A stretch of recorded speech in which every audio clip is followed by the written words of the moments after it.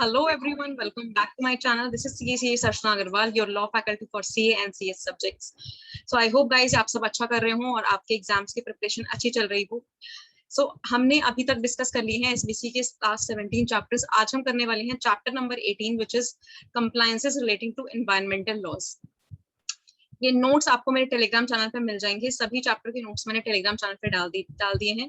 तो Telegram channel पे जाइए, वहां पे सब्सक्राइब कर लीजिए और नोट्स को डाउनलोड कर लीजिए और अपने फ्रेंड्स के साथ भी शेयर कीजिए बिकॉज ये बहुत ही बेनिफिशियल रहने वाले हैं एग्जाम पॉइंट ऑफ व्यू से. समराइज वे में नोट्स बनाए गए हैं, इनको अच्छे से लर्न कीजिएगा. आपके मॉड्यूल से बनाए गए हैं, सो आपको वो टेंशन लेने की जरूरत नहीं है कि आपके मॉड्यूल से बनाए हैं या नहीं बनाए हैं, मॉड्यूल कवर्ड है या नहीं कवर्ड है.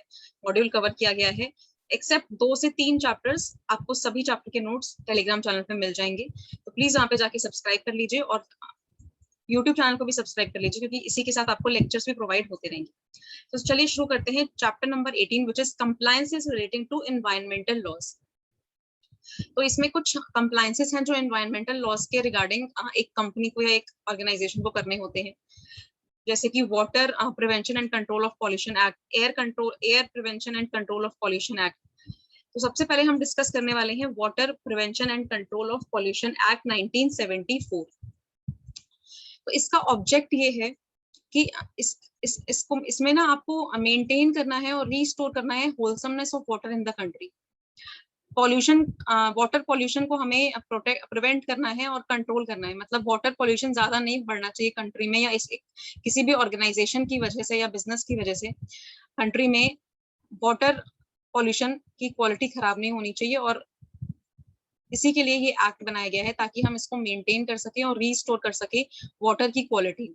इसके लिए हम एस्टैब्लिशमेंट 2 बोर्ड्स की गई है, वो है CPCB और SPCB. CPCB में का फुल फॉर्म है सेंट्रल पॉल्यूशन कंट्रोल बोर्ड और SPCB का फुल फॉर्म है state pollution control board.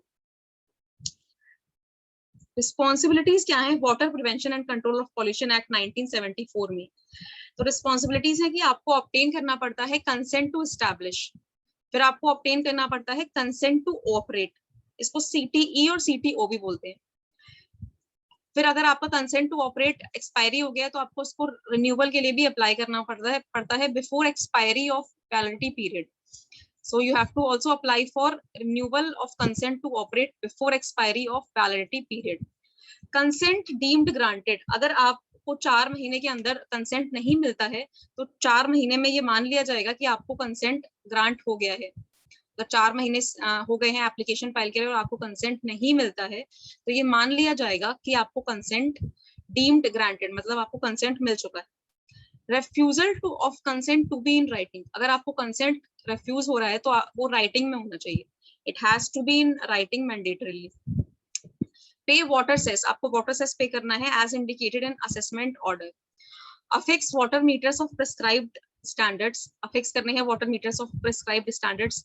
Access देना है SPCB को ताकि वो इंस्पेक्शन वगैरह कर सके. SPCB क्या है हमने भी डिस्कस किया है, स्टेट पॉल्यूशन कंट्रोल बोर्ड.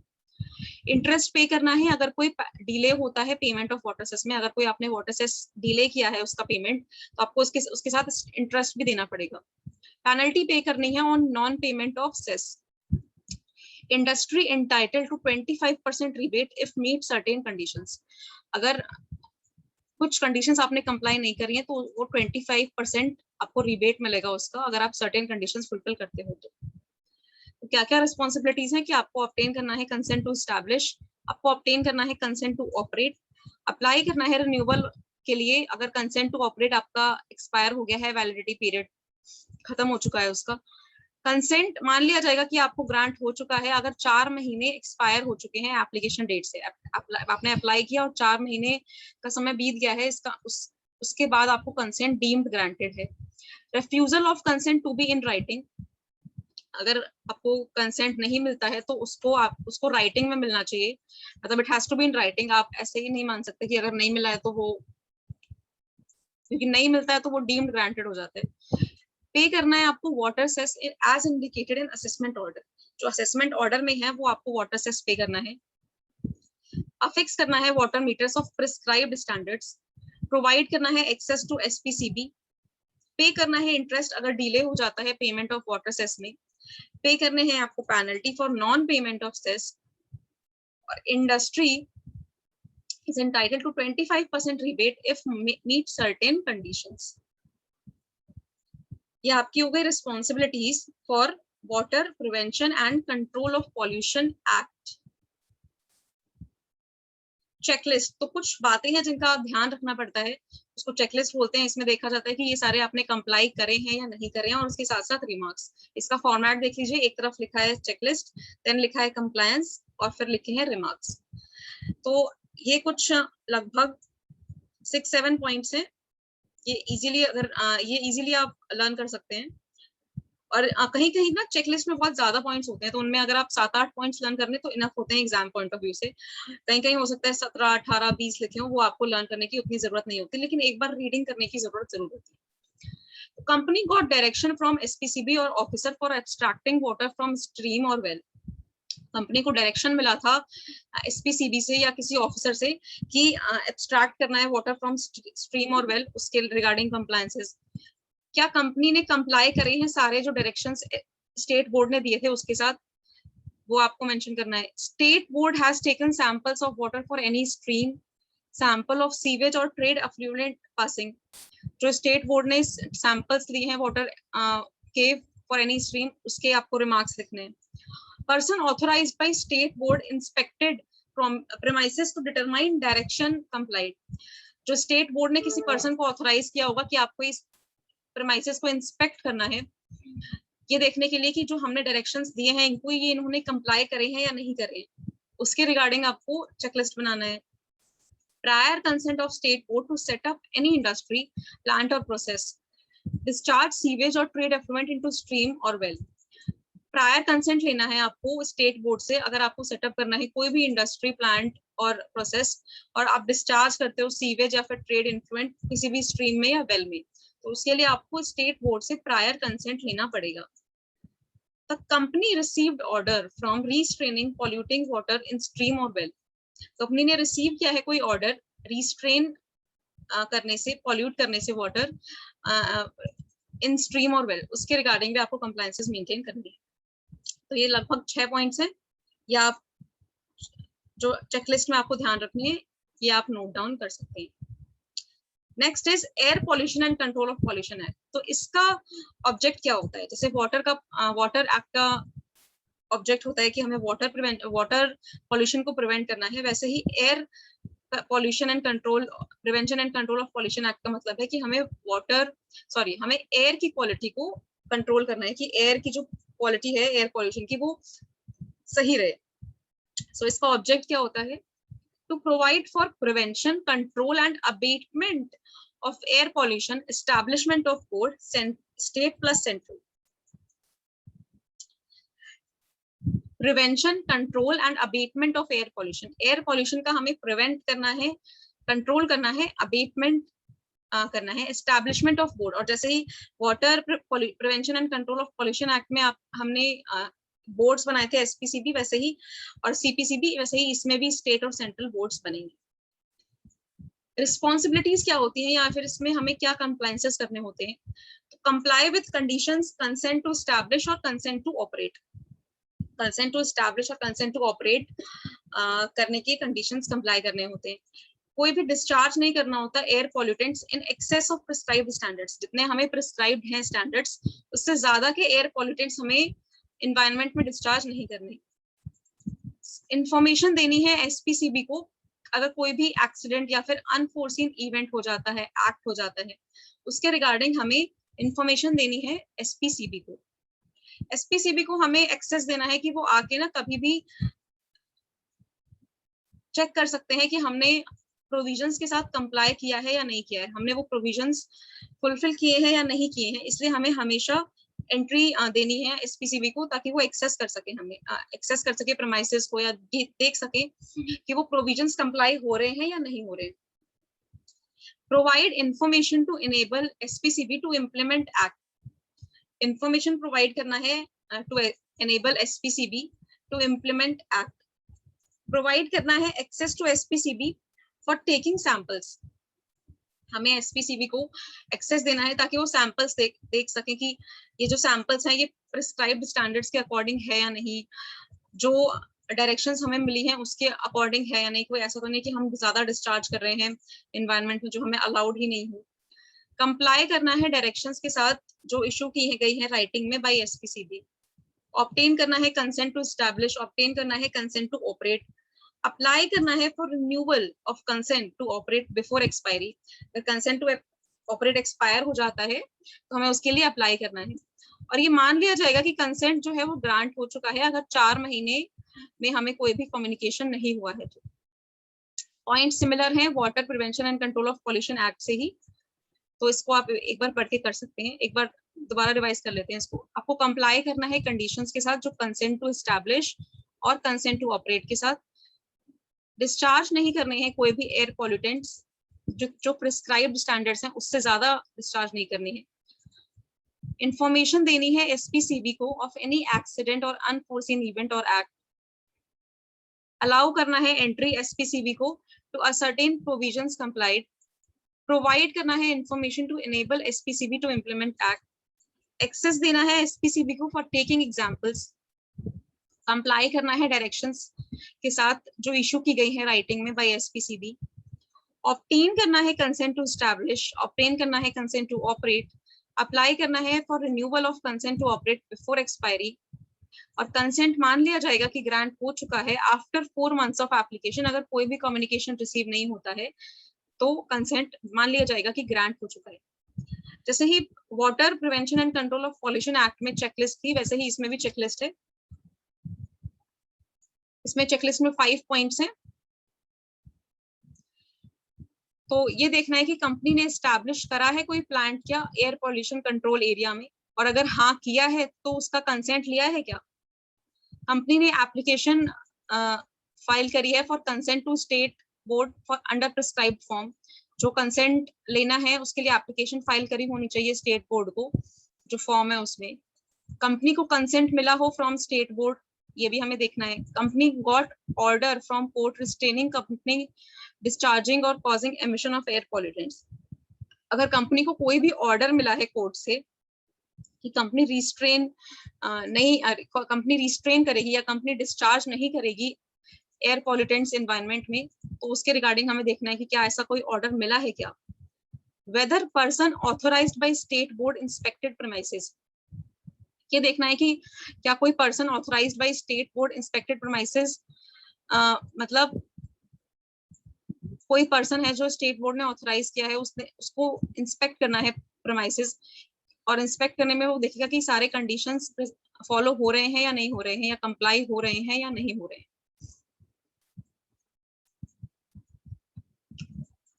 अब आता है environmental protection act, environment protection act 1986। इसका ऑब्जेक्ट होता है कि हम प्रोटेक्ट करें और इम्प्रूव करें एनवायरमेंट को। ऐसे फ्रेमवर्क बनाएं, ऐसे फ्रेमवर्क डेवलप करें जिससे कि प्लान हो सके और इम्प्लीमेंट हो सके long term requirements of safety. मतलब लॉन्ग टर्म एनवायरमेंट को हम साफ बना सकें, स्वच्छ बना सकें और अच्छा बना सकें, और प्रोटेक्ट कर सकें एनवायरमेंट को, ताकि कि सस्टेनेबल हो और लॉन्ग टर्म में हमें अच्छा हम एनवायरमेंट खुद को और आगे की जो जनरेशन है उसको प्रोवाइड कर सके।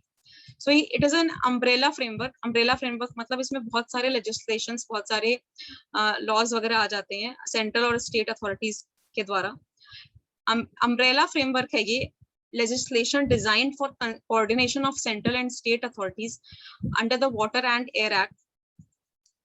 Environment में क्या क्या आता है? Environment में आता है water, air, land, as well as interrelationship between water, air, land, human beings, plants, creatures, property. Environment में क्या क्या आता है? Water, air, land, as well as interrelationship between water, air, and land, human beings, plants, creatures, property. So central government takes measures to protect and improve quality of environment. Central government जो है वो measures लेती है ताकि वो protect कर सके और improve कर सके quality environment की। कैसे improve करेगी? Set करेगी standards for emissions or and discharges of pollution in atmosphere by person carrying industry activity. Central government measures लेगी ताकि वो प्रोटेक्ट करे और इम्प्रूव करे quality of environment bye setting standards for emissions, ताकि स्टैंडर्ड सेट करे for emissions और discharge करे पॉल्यूशन को एटमॉस्फेयर में by person carrying industrial activity, जो भी person industrial activity carry out कर रहा है वो कैसे स्टैंडर्ड्स को फॉलो करता है और डिस्चार्ज करता है पोल्यूशन को, इसके रिगार्डिंग में सेंट्रल गवर्नमेंट मेजर्स लेगी ताकि हम प्रोटेक्ट कर सकें और इम्प्रूव कर सकें क्वालिटी इन्वायरमेंट की। अगर इसका हम नॉन कंप्लायंस करते हैं तो इम्प्रिजनमेंट हो सकता है अप टू 5 इयर्स तक। जहाँ पे भी मैंने जेल लिखा है उसको आप एग्जाम में इम्प्रिजनमेंट लिखेंगे, ये मैंने शॉर्ट टर्म में जेल लिख दिया है और एग्जाम में आपको जो वर्ड यूज करना है वो इम्प्रिजनमेंट करना है। तो इम्प्रिजनमेंट हो सकता है अप टू 5 इयर्स तक और फाइन लग सकता है अप टू 1 लाख तक, और बोथ, या फिर इन दोनों में से कुछ भी हो सकता है या फिर दोनों भी हो सकते हैं। और अगर आप कंटिन्यू वायलेट करते हो, कंटिन्यू ये वायलेशन चलता रहेगा तो 5,000 हर दिन के लगेंगे, जब तक कि ये फ्रॉड आप करते रहोगे या जब तक ये नॉन कंप्लायंस करते रहोगे तब तक ही आपको फाइन लगता रहेगा। और अगर 1 साल से ज्यादा हो गया है तो जो इम्प्रिजनमेंट है वो 7 इयर्स तक भी हो सकता है।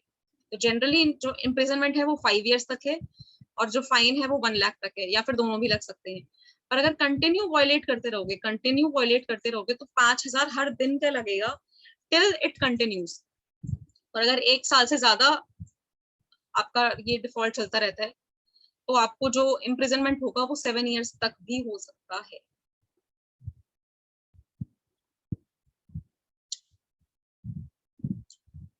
Under this act one is necessitated to, इस एक्ट में क्या क्या आपको कंप्लाई करना है, तो कंप्लाई करने हैं उन डायरेक्शंस के साथ जो सेंट्रल गवर्नमेंट ने प्रोवाइड करे हैं।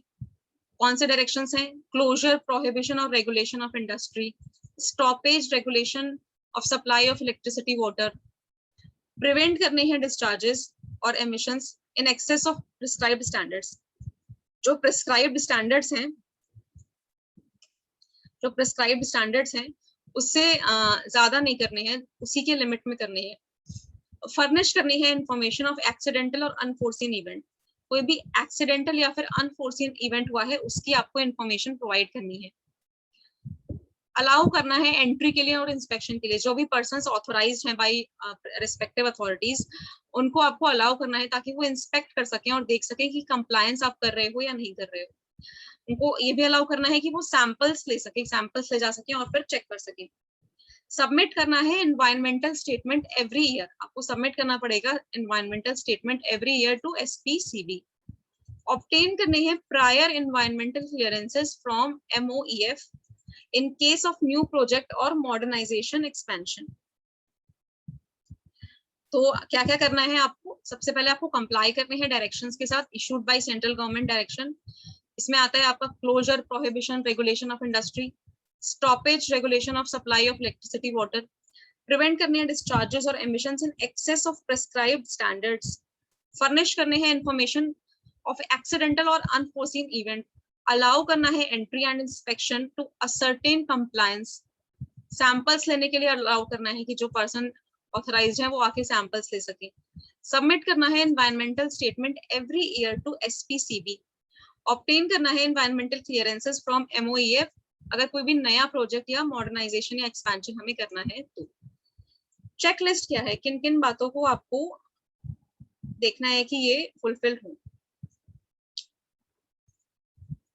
तो कंपनी ने जो डायरेक्शंस रिसीव करे हैं सेंट्रल गवर्नमेंट से in writing for closure, prohibition, regulation of industry process, ये आपको चेक करना है कंपनी ने उन सभी डायरेक्शंस के साथ कंप्लाई किया है या नहीं किया है जो उसे मिली गई थी CG से, जो उसे सेंट्रल गवर्नमेंट से डायरेक्शंस मिली थी उसने उसका कंप्लायंस किया है या नहीं किया है।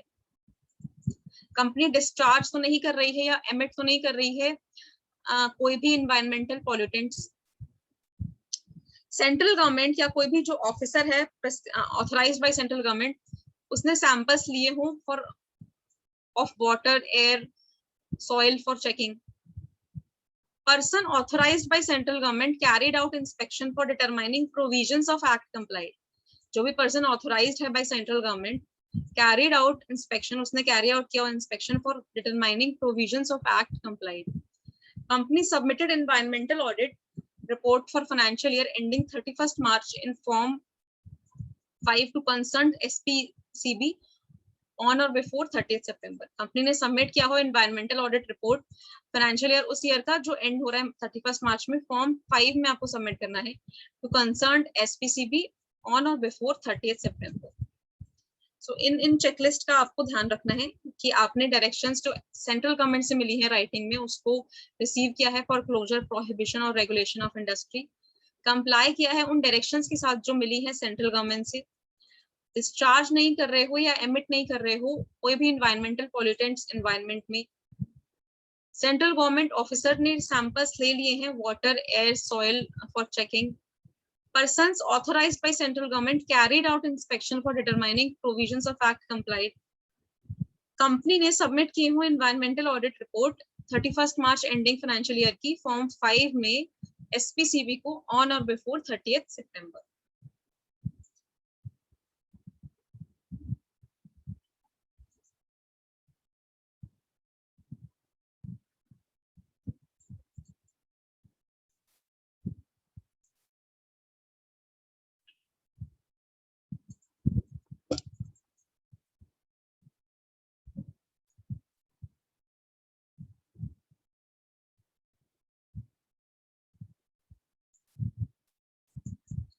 नेक्स्ट है public liability insurance act 1991। Public liability insurance act 1991 object इसका क्या है? To provide for compensation for damages to victims of accident of handling hazardous substance. Object इसका होता है to provide for compensation for damages to victims of accident of handling hazardous substance और to save owner of production, storage of hazardous substance from hefty penalties. इसका object होता है to provide for compensation for damages to victims of accident of handling hazardous substance और to save owner, कि owner को बचाया जा सके, of production, storage of hazardous substance from hefty penalties, ताकि उस पे पेनल्टीज ना लगाई जा सके और कंपेंसेशन प्रोवाइड किया जा सके अगर किसी भी विक्टिम का किसी भी एक्सीडेंट से उसको डैमेजेस चाहिए होते हैं तो उसके लिए कंपेंसेशन प्रोवाइड किया जा सके। प्रोवाइड करना होता है कंपेंसेशन और रिलीफ कब कब प्रोवाइड करना होता है? अगर किसी की डेथ होती है या फिर किसी को इंजरी होती है या फिर डैमेज होता है प्रॉपर्टी का resulting from accident of hazardous substance, और ये any other workman other than workman के लिए है। और ओनर जो है वो वन और मोर इंश्योरेंस पॉलिसीज बाय करेगा बिफोर ही और she starts handling hazardous substance. Hazardous substance handle करने से पहले उसके पास एक या उससे ज्यादा इंश्योरेंस पॉलिसीज होनी चाहिए। कंपेंसेशन और रिलीफ हम किसको देंगे? जिसकी डेथ हो जाती है या फिर इंजरी टू पर्सन और damage to property resulting from accident of hazardous substance.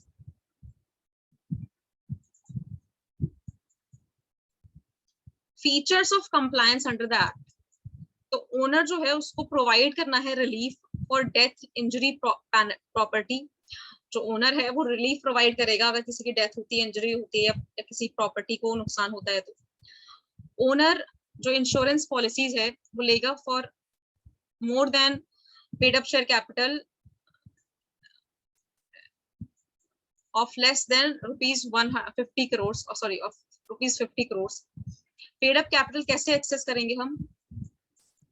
Market value of all assets and stocks on date of insurance, market value of all assets and stocks on date of insurance. Owner जो है वो pay करेगा additional amounts as contribution to environmental relief fund. Owner pay करेगा additional amounts as contribution to environmental relief fund. Owner information required for ascertaining compliance with provisions of the act, तो जो owner है उसको information required है for ascertaining compliance with provisions of the act. Owner entry and inspection to ascertain compliance, owner pay करेगा award specified by collector. और next है national green tribunal act 2010। So हमने अभी तक 3 लॉज कर लिए हैं, water prevention and control of pollution act, air prevention and control of pollution act, public liability insurance act. अब हम करने जा रहे हैं नेशनल ग्रीन ट्रिब्यूनल एक्ट। तो इसका ऑब्जेक्ट क्या होता है कि उन एनवायरमेंटल रिलेटेड डिस्प्यूट्स के साथ डील किया जाए या उसमें स्पीडी डिस्पोजल हो केसेस का, रिलीफ प्रोवाइड की जाए, कंपेंसेशन दिया जाए डैमेजेस को, जो भी इन्वायरमेंटल रिलेटेड डिस्प्यूट्स होते हैं उनके साथ डील किया जाए, जो केसेस हैं उनका इजीली डिस्पोजल हो, मतलब इजीली वो रिजॉल्व करके उनको खत्म किया जाए, रिलीफ प्रोवाइड किया जाए, कंपेंसेशन दिया जाए डैमेजेस के लिए to persons and property. It comprises chairman plus members plus experts. इसमें एक चेयरमैन आता है। चेयरमैन कौन हो सकता है? कोई भी सिटिंग जज या फिर रिटायर्ड जज, कोई भी जज जो अभी करेंटली हो सुप्रीम कोर्ट का, या फिर कोई रिटायर्ड जज है जो सुप्रीम कोर्ट का, प्लस मेंबर्स प्लस एक्सपर्ट्स। ये डील करता है सिविल केसेस के साथ, not bound to follow procedural law under code of civil procedure 1908। ये डील करता है सिविल केसेस के साथ, not bound to follow procedural law under Code of Civil Procedure 1908. It is guided by principles of natural justice. So it is guided by principles of natural justice. कौन से offices? Delhi headquarters, Bhopal, Pune, Kolkata, Chennai. इनके offices कहाँ पे हैं? दिल्ली में इनका headquarters है, भोपाल, पुणे, कोलकाता, चेन्नई में इनका और इनके ब्रांच ऑफिसेस हैं। ऑब्जेक्टिव्स क्या होता है नेशनल ग्रीन ट्रिब्यूनल का? Effective and speedy disposal of cases relating to environmental protection and conservation of forests. Cases heard by tribunal. तो इसका ऑब्जेक्टिव ये होता है कि हम ना ये जो ट्रिब्यूनल है ये इफेक्टिव और स्पीडी डिस्पोजल करेगा केसेस का। जो केसेस हैं जो एनवायरमेंटल प्रोटेक्शन के रिगार्डिंग जो केसेस आते हैं उसको जल्दी से रिजॉल्व करेगा, सुलझाने की कोशिश करेगा और कंजर्व करेगा फॉरेस्ट्स को। ये जो केसेस हैं ये heard by tribunal, national green tribunal ही सुनेगा और इसमें जजमेंट पास करेगा। Enforcing legal rights relating to environment, तो इसमें एनफोर्स करेगा legal rights relating to environment.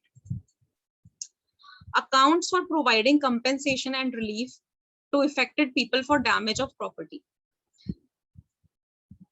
इसमें कंपेंसेशन और रिलीफ हमें प्रोवाइड करना है इफेक्टेड पीपल को, या फिर कोई भी इफेक्ट हुआ हो, जिसकी डेथ हुई हो या फिर इंजरी हुई हो या फिर डैमेज हुआ हो प्रॉपर्टी के लिए। पावर्स क्या क्या होती है नेशनल ग्रीन ट्रिब्यूनल एक्ट की? तो इसमें आपको सारे सिविल मैटर्स केसेस सुनने पड़ते हैं related to environment and questions implementation of laws. ये कौन से लॉज को कवर करता है या कौन से लॉज के जो केसेस हैं उनको वो इनके पास जा सकते हैं नेशनल ग्रीन ट्रिब्यूनल के पास। Water prevention and control of pollution act के केसेस जा सकते हैं, water prevention and control of pollution cess act के केसेस जा सकते हैं, फॉरेस्ट कंजर्वेशन एक्ट के केसेस जा सकते हैं, air prevention and control of pollution act के केसेस जा सकते हैं, इन्वायरमेंटल प्रोटेक्शन एक्ट के केसेस जा सकते हैं और पब्लिक लायबिलिटी इंश्योरेंस एक्ट के केसेस जा सकते हैं। बायोलॉजिकल डाइवर्सिटी एक्ट के केसेस भी जा सकते हैं। तो 7 केसेस जा सकते हैं। इनमें से वाटर के तो 2 हो गए, वाटर एक prevention and control of pollution act, और इसी में आप आगे सेस लगा देंगे तो ये दूसरा भी एक्ट हो गया, water prevention and control of pollution cess act. फिर इसी के साथ हमारा है air prevention and control of pollution act 1981। ये 3 इजी है लर्न करना। फिर नेक्स्ट 3 के हम स्लॉट्स बनाते हैं, एनवायरमेंटल प्रोटेक्शन एक्ट और पब्लिक लायबिलिटी इंश्योरेंस एक्ट। ये दोनों भी हमने ऊपर पढ़े हैं तो ये दोनों भी लर्न करना इजी है। फिर आता है फॉरेस्ट कंजर्वेशन एक्ट और फिर आता है बायोलॉजिकल डाइवर्सिटी एक्ट। ऐसे आप ब्रेक कर करके 2 या 3 के उसको ब्लॉक्स बना के लर्न कर सकते हैं। National green tribunal has power to regulate procedure by itself. तो जो नेशनल ग्रीन ट्रिब्यूनल है उसके पास पावर्स होते हैं to regulate procedure by itself.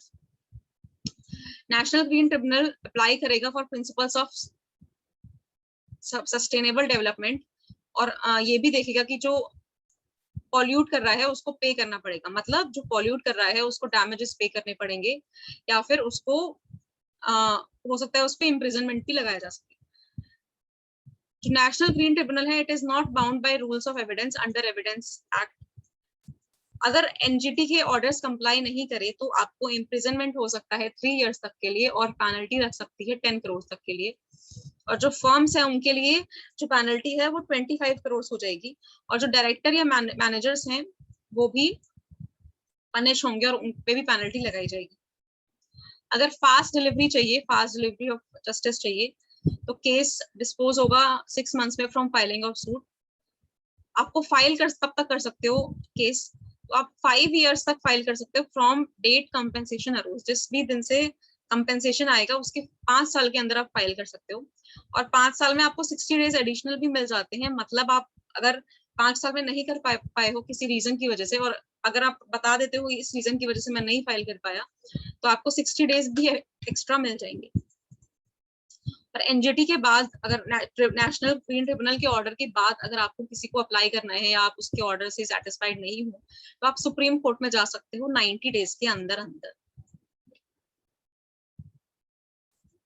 Checklist of compliances under other environmental laws. तो कौन से चेकलिस्ट का हमें ध्यान रखना पड़ता है और एनवायरमेंटल लॉज में? वेस्ट मैनेजमेंट में क्या क्या आता है कि जो अप्रोप्रिएट वेस्ट मैनेजमेंट प्रैक्टिसेस हैं, क्या वो फॉलो हो रही हैं? क्या जो ड्यूटी ऑफ केयर है वो कंप्लीट हो चुकी है? लीगल कंप्लायंसेस जो है वेस्ट कैरियर्स की, क्या वो चेक हो रहे हैं? वेस्ट ट्रांसफर नोट्स रिटेन हो रहे हैं क्या? या फिर हजार्डस जो वेस्ट है disposed of according to rule, वो हो रहा है क्या? Are all water streams being segregated effectively? जो सारे वाटर स्ट्रीम्स हैं, क्या वो सेग्रीगेट हो पा रहे हैं सही से? तो वेस्ट स्ट्रीम्स में, वेस्ट मैनेजमेंट में आपको देखना होता है कि सारे जो अप्रोप्रिएट वेस्ट मैनेजमेंट प्रैक्टिसेस हैं वो फॉलो हो रहे हैं क्या? जो फुल ड्यूटी के केयर है वो फॉलो हो रहे हैं क्या कंप्लीटली? सारे जो लीगल कंप्लायंसेस हैं वेस्ट के, क्या वो कैरी आउट हो रहे हैं सही से? Waste transfer notes being retained? Hazardous जो वेस्ट है डिस्पोज ऑफ हो रहे हैं क्या अकॉर्डिंग टू रूल? या फिर सारे water streams being segregated effectively? Water में आपको देखना है, are only authorised discharges to surface water और controlled waters being made? Are good housekeeping procedures being followed to avoid unnecessary consumption of water? कि सारे जो ऑथराइज्ड डिस्चार्जेस हैं to surface water and controlled waters को follow किए जा रहे हैं या नहीं किए जा रहे? या फिर जो गुड हाउसकीपिंग प्रोसीजर्स हैं वो फॉलो किए जा रहे हैं या नहीं किए जा रहे? और अननेसेसरी कंजम्पशन ऑफ वाटर नहीं हो, मतलब अननेसेसरी वेस्टेज नहीं हो वाटर की। एयर एमिशंस, तो एयर एमिशंस में देखना है कि कोई भी जो वेस्ट है वो बर्न्ट हो रहा है क्या साइट पे? मतलब वो बर्न्ट होगा तो उससे धुआं निकलेगा और उससे एयर पॉल्यूट रहेगा, तो इसलिए ये इसको कंट्रोल में करना है। Has all equipment been checked to ensure no unnecessary emissions to air? मतलब सारे इक्विपमेंट्स चेक करने हैं ताकि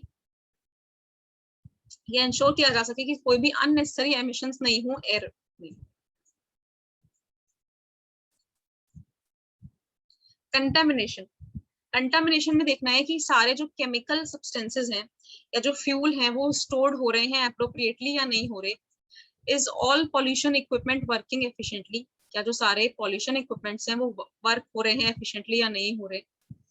ऑल हजार्डस और कंटामिनेटेड मटेरियल्स डिस्पोज्ड ऑफ? सारे जो हजार्डस या कंटामिनेटेड मटेरियल्स हैं वो डिस्पोज ऑफ हो रहे हैं या नहीं हो रहे?